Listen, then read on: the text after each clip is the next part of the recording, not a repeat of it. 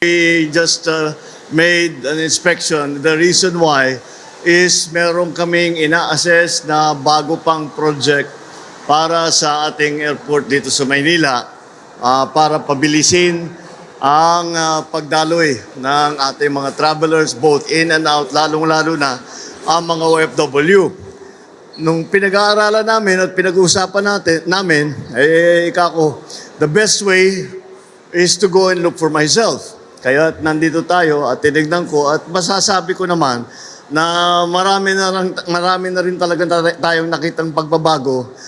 Especially, again, I'm always concerned dahil sa totoo naman, ang mga tigalabas, mga dayuhan na pumupunta rito, kung sila ba business traveler, sila turista, mabilis ang kanilang pagdaan sa airport at nakakalabas. Yung OFW ang inaalala namin.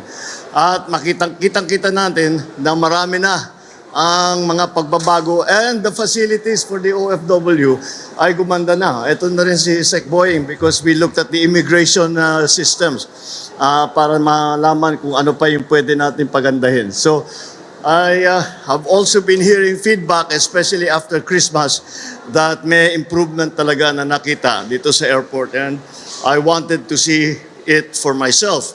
So not only was I able to see it for myself, but I also heard from the chairman of NNIC that we, of all of the new continuing plans that he has to expand the airport, so that we are able to handle and process more passengers and more travelers, more tourists, etc.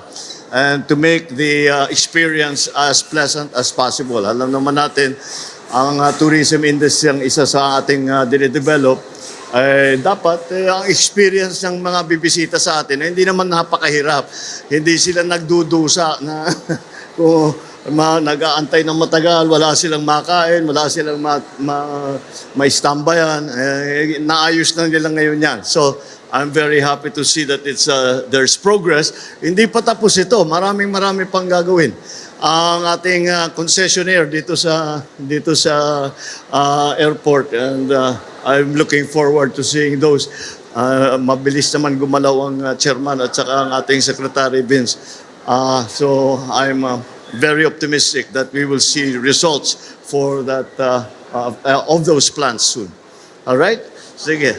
Yes. Mr. President, Maris Omali po of GMA Integrated Yes. News. Una po sa lahat, Mr. President, how does the development of these facilities, especially the dedicated OFW facilities here at the NAIA Terminal 3, align with your administration's broader commitment to supporting overseas Filipino workers, especially in terms of the queues? And isunod ko na rin po agad, Mr. President, what specific feedback have you received from the OFWs upon seeing all these? You were able to talk to them a while ago. Yes. Well, of course, what they have facilities now that they didn't have before. But even more importantly, I think, than the facilities,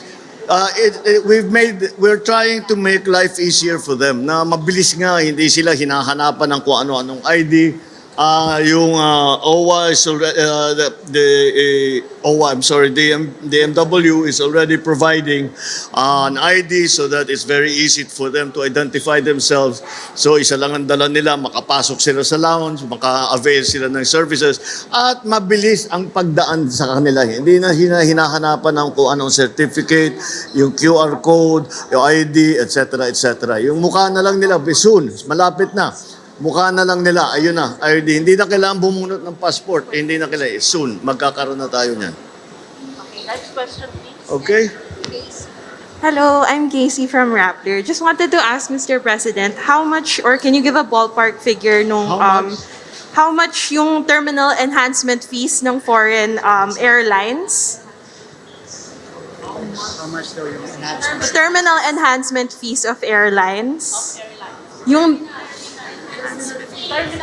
The terminal fee?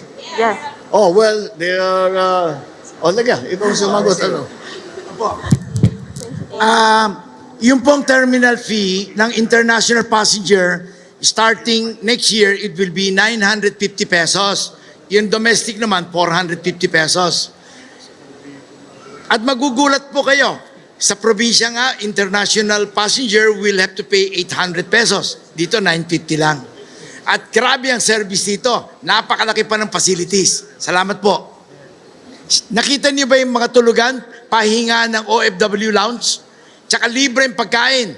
Tsaka ang OFW meron sariling immigration, sariling line. Kaya hindi na sila naantala, mabilis ang kilos. Ayos. Yes, so that is, we have one more. Yeah.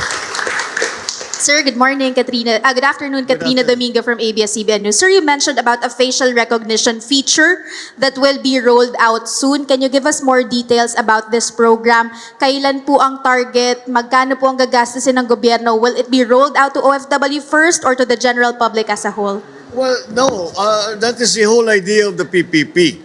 And this is the biggest PPP that the country has ever done. And by the way, it was the fastest that we were able to do because it was, I pushed it very, very hard. At mabuti naman that meron tayong mga partners kagaya ni Chairman Ramon Ang na handang tumulong. You know, if you look at the financials of this project, hindi kikita ang NIC for a long time. Pero alam ko that's why we have entered into a PPP precisely on the principle and on the idea that because the government does not have the funding or does not have complete funding, we go into partnership with private enterprise and the private sector takes the financial risk. The government takes the political risk, if you can call it that. It's basically to provide the land, to provide all the permits, to provide all the licenses, etc. And whatever incentives can be negotiated between the private partner and the government. So these are ongoing we will see even more construction by the end of the year. Already yung mga dinadaanan ng you can see inumpisahan na yung pagdaan ng ng mga sasakyan, yung mga hindi taxi but yung hired cars hindi nasa ilalim na kaya maganda na yung sistema. And I've been through this airport I don't know how many times, and it's the nicest that I've seen the airport in 20, 30 years. So we'll keep going on that in that path. Thank you. Thank you. Good afternoon po, Mr. President. Follow-up lang po dun sa facial recognition, Eden Santos from Net25. Makakatulong po ba ito ng malaki para maiwasan na po yung problema ng ating mga OFW dun sa mga passport po nila? Yes. Yes, that's what I was saying. Mayroon tayo. Kaya naman napunta ako rito dahil simulan yung usapan tungkol nga dyan.